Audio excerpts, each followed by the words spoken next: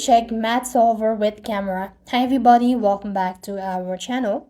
So here's what you need to do. Open the Chegg app onto your device. Make sure you're connected to a stable internet connections. There, you just want to make sure to go ahead and select the camera icon over here.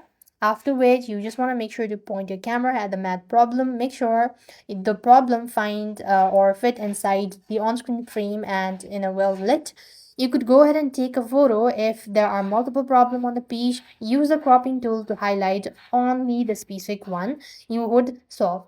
You could then go ahead and simply tap on confirm or the check mark, and the app will digitalize the text and provide the step-by-step solutions.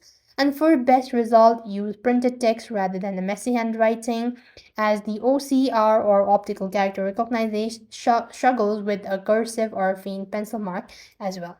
And this is how you're supposed to use Chegg Math Solver with camera. I hope the video was helpful. Make sure to like, share, and subscribe. Thank you for watching. See you in the next video.